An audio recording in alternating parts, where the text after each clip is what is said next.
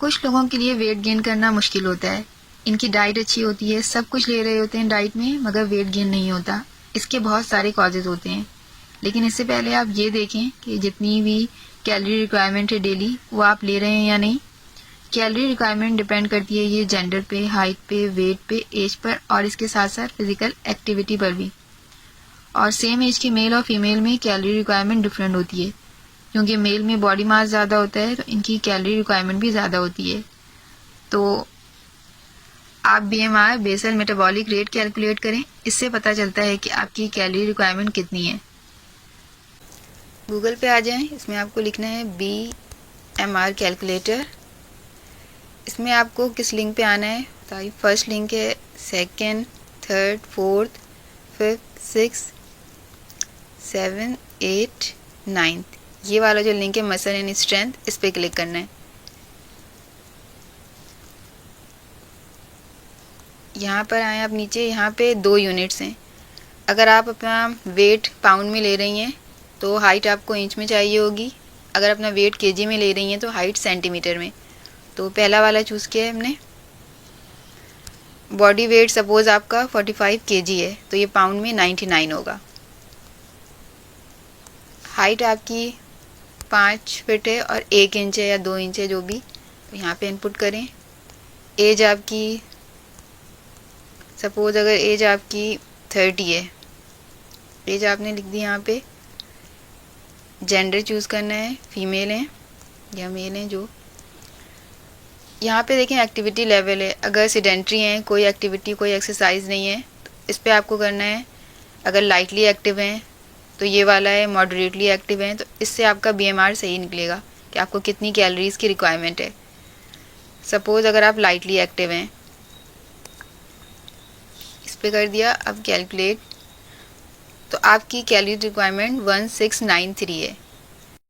अब दूसरा करके देखते हैं, यही एज है, हाइट यही है, एक्टिविटी लेवल चेंज करते हैं, मॉडरेटली एक्टिव है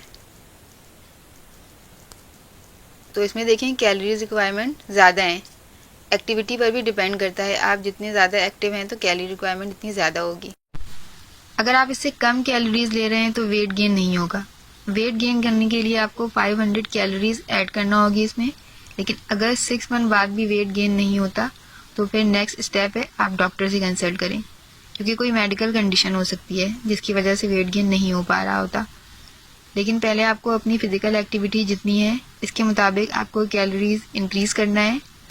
ऐसे फूड्स लें जिनमें कम क्वांटिटी में ज़्यादा से ज़्यादा कैलोरीज मिल जाएं।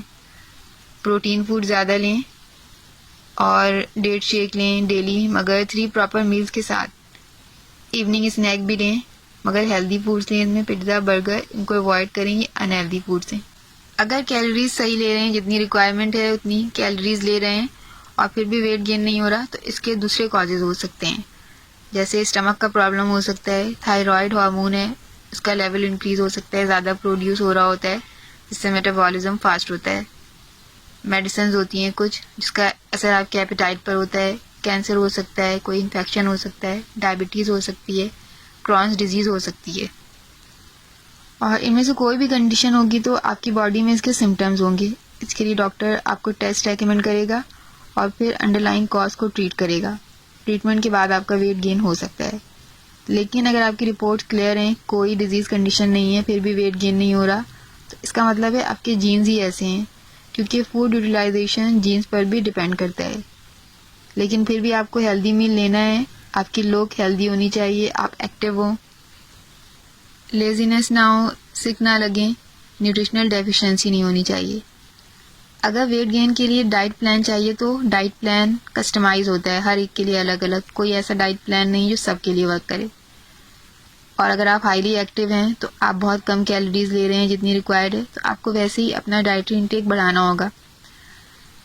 अगर डाइटिशियन से कंसल्ट नहीं कर सकते तो सबसे पहला काम तो आपको ये करना है कि अपना BMR कैलकुलेट करना है। इसके बाद देखना है कि आपकी जितनी रिक्वायरमेंट है इससे कितनी कम कैलोरीज ले रहे हैं। फिर जितनी रिक्वायरमेंट है इसमें मज़ीद 500 ऐड करें और डेली बेसिस पर इतनी कैलोरीज लें।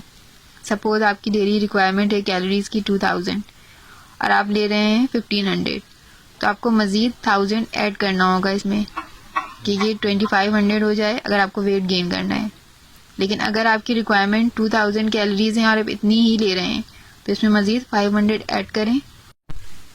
इसके लिए आपको पता होना चाहिए कि कौन सा फूड आप ले रहे हैं तो किससे कितनी कैलोरीज मिल रही हैं। तो आपको इसमें मैं एक आइडिया दे देती हूँ किस फूड से कितनी कैलोरीज मिलेंगी, ताकि आप अपना एक कैलोरी चार्ट बना लें। एक मीडियम साइज़ पराठा लेते हैं तो इसमें 300 कैलोरीज मिलती हैं। इसी तरह दाल 100 ग्राम अगर लेते हैं तो 96 कैलोरीज हैं। 100 ग्राम बीन्स, रेड बीन्स, उसमें 98 कैलोरीज होती हैं। इसी तरह ड्राई फ्रूट अगर 30 ग्राम्स लेते हैं थोड़े से तो इसमें अराउंड 200 कैलोरीज मिल जाती हैं। हर ड्राई फ्रूट में अलग अलग है कैलोरीज कि आमंड में इतनी कैलोरीज मिलती हैं, वॉलनट में इतनी, ये आपको अंदाज़ा बता दिया है कि 200 कैलोरीज मिल जाती हैं अगर आप 30 ग्राम ड्राई फ्रूट लेते हैं। अगर वाइट राइस लेते हैं 100 ग्राम जो कि हाफ कप होता है, इसमें 134 कैलोरीज होती हैं। वाइट ब्रेड में एक स्लाइस में 91 कैलोरीज होती हैं। हाफ कप पास्ता, इसमें 95 कैलोरीज मिल जाती हैं। इसी तरह 1 टेबलस्पून मायोनेज़ अगर लेते हैं तो इसमें 100 कैलोरीज हैं। 1 टेबलस्पून बटर में भी 100 कैलोरीज हैं। एक अंडे से 65 कैलोरीज मिलती हैं। एक स्लाइस चीज़ का लेते हैं तो इसमें 113 कैलोरीज हैं। मिल्क अगर एक मग लेते हैं 250 ml तो इसमें 160 कैलोरीज हैं। चिकन ब्रेस्ट 100 ग्राम अगर लेते हैं जिसमें 3-4 पीसेज आते हैं तो ये 164 कैलोरीज मिलती हैं इसमें। इसी तरह से पोटैटो मीडियम साइज़ लेते हैं तो 95 कैलोरीज मिलती हैं। पीनट बटर 1 टेबलस्पून लेने से 150 कैलोरीज मिलती हैं। फ्रेंच फ्राइज़ में 300 कैलोरीज मिलती हैं 100 ग्राम से। वेजिटेबल्स में बहुत कम कैलोरीज होती हैं, कुछ का बताती हूँ आपको। बेल पेपर, शिमला मिर्च अगर लेते हैं 1 पीस, एक पीस जो कि 150 ग्राम का हो, ज़्यादा बड़ा ना हो, नॉर्मल साइज़, 35 कैलोरीज होती हैं। ब्लैक चना, इसमें 35 ग्राम से 132 कैलोरीज मिलती हैं। 35 ग्राम तकरीबन 4 टेबलस्पून होगा। इस तरह ब्रोकली एक पीस लेने से 120 कैलोरीज मिलती हैं। फ्रूट्स पे आ जाएं, एक बनाना अगर मीडियम साइज़ का लेते हैं तो इसमें 100 कैलोरीज मिलती हैं। एक एप्पल 150 ग्राम जिसका वेट हो, इसमें 96 कैलोरीज होती हैं। एक एप्रिकॉट 22 कैलोरीज होती हैं, लेकिन ड्राइड एप्रिकॉट में ज़्यादा कैलोरीज होती हैं, 32 कैलोरीज। अजवा खजूर का अगर आप लेती हैं एक पीस या लेते हैं तो 28 से 30 कैलोरीज मिल जाती हैं एक पीस से।